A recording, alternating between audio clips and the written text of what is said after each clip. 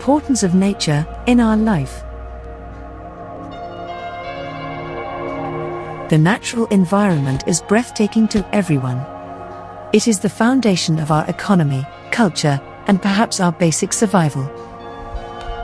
The food we eat, the air we breathe, and the water we use to irrigate our crops come from our forests, rivers, seas, and soils. We also rely on a diversity of natural assets and services, essential to our health and well-being. It's easy to believe that nature will always be there for us. However, birds like starlings and house sparrows have plummeted to the point that they are now classified as endangered. The State of Nature report finds that the natural world is in decline.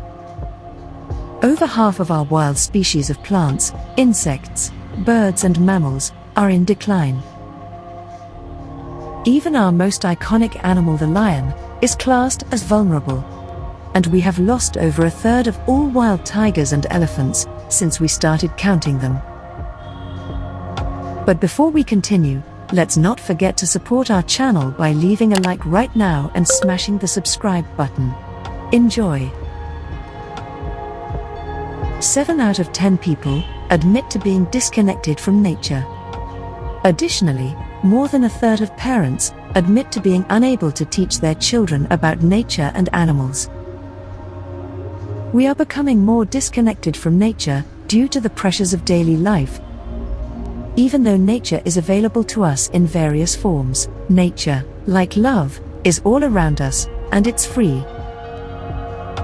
Daily interaction with nature is related to improving the health of children and adults, reducing stress, improving mood, and reducing obesity. The value of nature. Every day, nature works wonders for us. From ensuring that we have healthy air, clean water, and plenty of food, to providing breathtaking views and preventing floods.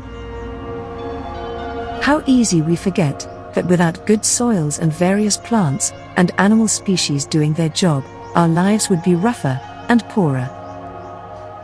Trees in cities keep us cool in the summer and trap pollution in the air. Bees pollinate our crops, ensuring that food is available on our tables and in our stomachs. Even the reviled wasp has been used to manage aphids. Beyond our boundaries, tropical forests regulate global temperatures and support a diversity of wild species, ranging from berries used in medicines to gorillas and other primates. Nonetheless, our forests are being destroyed for the purposes of lumbering, mining, and cattle grazing. Mangroves absorb storm surges and protect the young fishes from the bigger fishes until they are old enough to go into open rivers.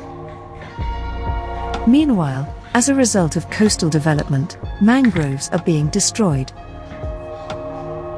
Healthy seas and oceans keep the earth at a constant temperature. However, we are reducing their capacity to do so by causing them to become acidic due to our inefficient energy policies and by eliminating species as we overexploit, allowing squid and jellyfish to fill their void in the food chain. In less than a century, this is disturbing millions of years of natural equilibrium. Nature is the most significant thing in the world to us. But we take it for granted and overexploit it. Yet, if we stop taking care of it, there will be nothing left to enjoy.